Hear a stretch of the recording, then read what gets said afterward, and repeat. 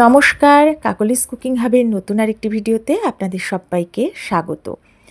ডাল তো আপনাদের প্রত্যেকের বাড়িতে বিভিন্ন রকমভাবে বিভিন্ন সময় রান্না হয়। আজ আমি সেই ডালেরই একটা ভীষণ মুখরোচক রেসিপি আপনাদের সাথে শেয়ার করব, যেটাকে আপনারা আচারি ডালও বলতে পারেন। এই গরমের দিনে এই ডালটা খেতে কিন্তু আপনাদের ভীষণ ভালো লাগবে। তাহলে চলুন আমার সাথে থেকে পুরো রেসিপিটা দেখে নিন। প্রথমে আমি একটা বোল নিয়ে নিচ্ছি। এর মধ্যে নিয়ে নিচ্ছি কিছুটা মুসুর ডাল আর নিচ্ছি কিছুটা মুগের ডাল। মুসুর ডাল আর মুগের ডাল এই দুটোই কিন্তু সম পরিমাণে নিয়েছি, অল্প করে নিয়েছি। আপনারা আপনাদের পরিমাণ বুঝে এই ডাল দুটো নেবেন। এবারে এর মধ্যে একটু জল দিয়ে দিলাম, ভালো করে এটাকে ধুয়ে নিচ্ছি। 3-4 বার জল পাল্টে পাল্টে এই ডাল দুটোকে ধুয়ে জলটা ঝরিয়ে নেব। ডাল দুটোকে ভালো করে ধুয়ে জলটা ঝরিয়ে নিয়েছি। এখন এর মধ্যে দিয়ে দিচ্ছি কিছুটা জল। এবার এটাকে আমি 30 মিনিট ঢাকা দিয়ে ভিজিয়ে রেখে দেব। এখন কিছু সবজি আমি কেটে নেব। আমি প্রথমে 2 টুকরো আদা নিয়েছি। আদাটাকে প্রথমে পাতলা করে কেটে তারপরে লম্বা লম্বা সরু সরু করে জুলিয়ান কাট করে কেটে নিচ্ছি। এই রেসিপিটার জন্য আদা কিন্তু কুচিয়েই দেবেন, গ্রেট করে বা বেটে দেবেন না। এবারে আমি 2টো মাঝারি সাইজের পেঁয়াজ একদম মিহি পাতলা করে কেটে তারপর ছোট ছোট টুকরো করে কুচিয়ে কেটে নিচ্ছি। আপনারা যতটা পরিমাণ ডাল নেবেন সেই পরিমাণ বুঝে আদা, টমেটো, পেঁয়াজ এই সব কিছুর পরিমাণটা একটু কমিয়ে বাড়িয়ে নেবেন। 2টো পেঁয়াজ কুচিয়ে কেটে নিয়েছি। এবার একটা বড় সাইজের টমেটো নিয়ে ছোট্ট ছোট্ট টুকরো করে কেটে নিচ্ছি।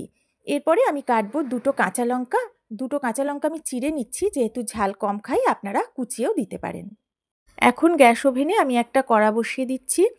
কড়াটা একটু গরম করে নেওয়ার পরে আমি কড়াতে দিয়ে দিচ্ছি 1.5 টেবিল চামচ মতো সর্ষের তেল।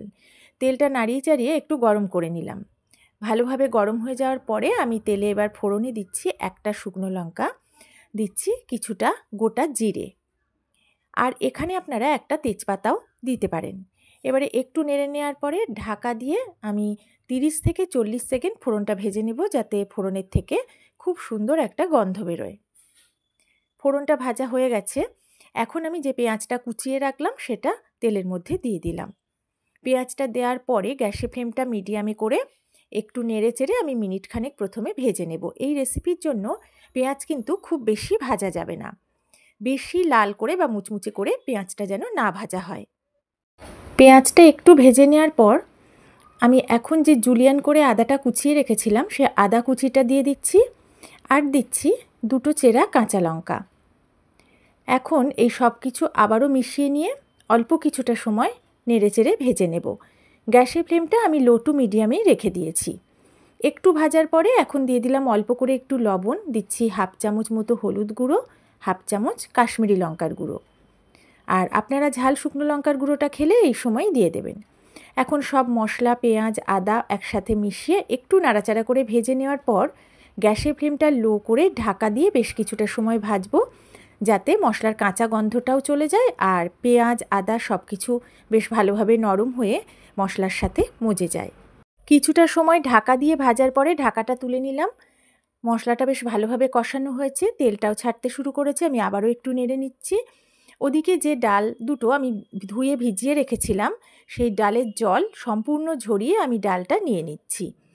ভেজানোর ফলে ডালটা কিন্তু বেশ ফুলে গেছে, বেশ নরমও হয়ে গেছে।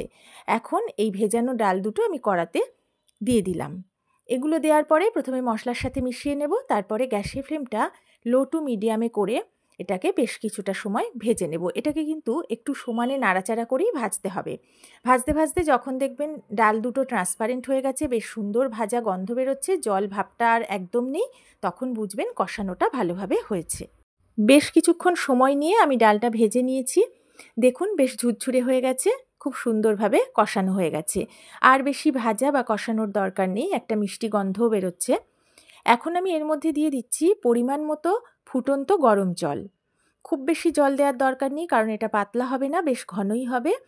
আর জলটা অবশ্যই গরম জল দেবেন, ঠান্ডা জল কিন্তু একেবারেই ব্যবহার করবেন না। গরম জলটা দেওয়ার পরে আমি ভালো করে মিশিয়ে নিচ্ছি। এবার গ্যাসের ফ্লেমটা হাইতে করে প্রথমে ফুটিয়ে নেব, তারপরে গ্যাসের ফ্লেম লো করে ঢাকা দিয়ে বেশ কিছুটা সময় রান্না করব, যাতে ডালটা ভালোভাবে সেদ্ধ হয়ে যায়। বেশ কিছুক্ষণ ঢাকা দিয়ে আমি সেদ্ধ করে নিয়েছি। ডালটা খুব সুন্দরভাবে সেদ্ধ হয়েছে। দেখুন ঠিক এইভাবে সেদ্ধ করতে হবে, যেন একেবারে গলে ঘেঁটে মিশে না যায়, একটু যেন আস্ত আস্ত থাকে। এবারে আমি এখানে নিয়েছি 1 টেবিল চামচ মতো টক ঝাল মিক্সড পিকল বা পাঁচমেশালি আচার। সেই আচারটা আমি ডালের মধ্যে দিয়ে দিলাম। এটা দিয়ে ভালো করে আমি ডালের সাথে মিশিয়ে নিচ্ছি। যারা প্রথম থেকে আমার সাথে থেকে ভিডিওটা দেখছেন, যদি ভালো লাগে আমার ভিডিও, অবশ্যই ভিডিওতে একটা লাইক করবেন, পারলে শেয়ার করবেন। আর নতুন বন্ধুরা আমার ভিডিও ভালো লাগলে বন্ধু হয়ে পাশে থাকবেন। এখন মিডিয়াম ফ্লেমে একটু ফুটিয়ে নেওয়ার পর আমি গ্যাসের ফ্লেমটা লো করে মিনিট 2 একটু রান্না করে নেব। অন্যদিকে গ্যাস ওভেনে আমি আরেকটা কড়া বসিয়ে দিলাম। কড়াটা ভালো করে গরম হওয়ার পরে দিয়ে দিচ্ছি 1 টেবিল চামচ সর্ষের তেল। তেলটা একটু গরম করে নিয়ে আমি এতে ফোড়নে দিচ্ছি 1/2 চামচ মতো 5 ফোড়ন, একটা দিচ্ছি শুকনো লঙ্কা, আর দেব 1/4 চা চামচ থেতো করে নেওয়া রসুন। এখন এই সব কিছু তেলের ওপরে নাড়াচাড়া করে বেশ ভালো করে ভেজে নেব। এখানে রসুনটা থেতো করেই দেবেন, বাটা দেওয়ার দরকার নেই। বেশ কিছুটা সময় নিয়ে আমি ফোড়নটা ভেজে নিলাম। ফোড়ন থেকে বেশ সুন্দর গন্ধ বেরোচ্ছে। যে টমেটোটা আমি কুচিয়ে রেখেছিলাম সেটা এখন আমি কড়াতে দিয়ে দিলাম। টমেটোটা এখানে কিন্তু খুব বেশি ভাজবো না, একটু নরম হবে আর কাঁচা ভাবটা চলে যাবে, সেই সময় পর্যন্ত টমেটোটা ভেজে নেব। আমি কালারের জন্য দিয়ে দিলাম 1/4 চা চামচ হলুদ গুঁড়ো। এখানে আপনারা কাশ্মীরি লঙ্কার গুঁড়োটাও দিতে পারেন। এবার সব কিছু মিশিয়ে নিয়ে একটু নাড়াচাড়া করে কিছুক্ষণ টমেটোটা ভেজে নিচ্ছি। নাড়াচাড়া করতে করতে টমেটোটা ভাজা হয়ে গেছে। একটু দেখে নিচ্ছি, এটা কিন্তু একটু নরম হয়ে গেছে। একদম ঠিকঠাক ভাজা হয়েছে, এটা আর ভাজার দরকার নেই। অন্যদিকে ডালটা লো ফ্লেমে ফুটিয়ে নিয়েছি। আমি যে গোটা মশলা টমেটো দিয়ে তরকাটা রেডি করলাম সেটা এখন এই ডালের মধ্যে পুরোটা দিয়ে দিচ্ছি, যতটুকু তেল আছে সেই তেল সহই। এটা পুরোটা দেওয়ার পরে আমি ভালো করে ডালের সাথে মিশিয়ে বেশ কিছুক্ষণ নাড়াচাড়া করে নিচ্ছি। লবণটা আমি চেক করে নিয়েছিলাম। আর এখন আমি এর মধ্যে দিয়ে দিচ্ছি 1/4 চা চামচ মতো চিনি। লবণ ঝাল মিষ্টিটা অবশ্যই আপনারা আপনাদের স্বাদ মতো দেবেন। এবার চিনিটা দিয়ে একটু মিশিয়ে নিয়ে, যেহেতু চিনিটা দিয়েছি তাই এটাকে 30-40 সেকেন্ড মতো আর একটু ফুটিয়ে নেব।